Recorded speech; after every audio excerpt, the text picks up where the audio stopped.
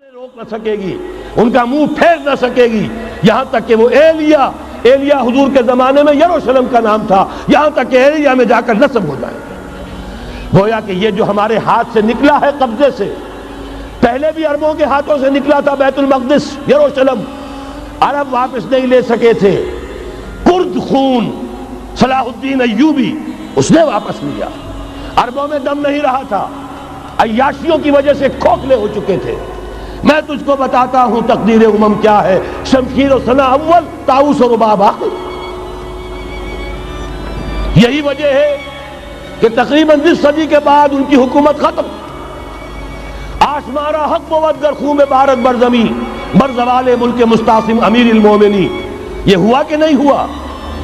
جبکہ آئے ہیں تاتاری ہورڈز، اور جنہوں نے کہ آخری خلیفہ بنو عباس اسے محل میں سے نکالا، ایک کھال کے اندر لپیٹ کر اور اپنے گھوڑوں کے سوؤں تلے کچل دیا۔ عرب معزول کر دیے گئے تھے، لیکن اب دوبارہ عربوں کو جب سہارا ملا ہے، لیکن اب بھی انہوں نے کہیں اسلام قائم نہیں کیا۔ کوئی روس کا غلام رہا، کوئی امریکہ کا غلام رہا، کسی نے اس کا ساتھ دیا، کسی نے اس کا ساتھ دیا۔ تہذیب ہے تو مغربی، تمدن ہے تو مغربی، وضع میں تم ہو نصارہ تو تمدن میں ہنود۔ یہ مسلمان ہیں جنہیں دیکھ کے شرمائے یہود۔ یہی معاملہ جب ان کا ہوا تو اب اللہ تعالیٰ کی طرف سے ان کے اوپر وہ عذاب کی بھٹی گرم ہونے والی ہے۔ لیکن اس کے بعد پھر یہاں سے جائیں گے وہ جو ان کی مدد کریں گے، اور یہ ایلیا کو واپس لینے والے، یہ مشرق سے چلنے والے لشکر ہوں گے۔ یہ اسی علاقے میں جب انقلاب آ جائے گا، یہ علاقہ خراسان اور پاکستان، جب یہاں نظام خلافت قائم ہوگا، یہاں سے اسلام کی توسیع ہوگی، اور یہاں سے جانب مشرق ہند اور جانب مغرب یہ جو یہودیوں کا سیلاب آ رہا ہے، ان دونوں کا مقابلہ کرنے کے لیے انشاءاللہ العزیز، ورنہ یہ اصابتان جو ہے ایک حدیث میں جمع کرنے کی کوئی اور حکمت ہو نہیں سکتی، ورنہ تو ہندوستان پہ کئی لشکر آئے ہیں۔ لیکن یہ کہ در حقیقت اسی وقت جب کہ عالم عرب میں وہ بھٹی دہکے گی، اسی وقت یہاں انقلاب آ چکا ہوگا۔ ایک طرف یہاں سے مدد کے لیے لشکر جائیں گے کہ جو مسلمان عرب جو ہے ان کی مدد کریں گے، حضرت مہدی کے جھنڈے تلے لڑیں گے، حضرت مہدی کی حکومت کو مستحکم کریں گے، یؤتمون للمہدی۔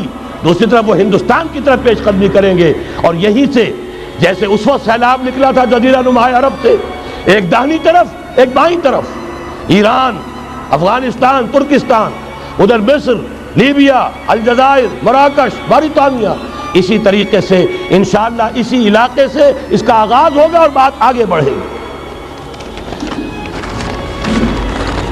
تو غم اصل حاصل کیا ہے؟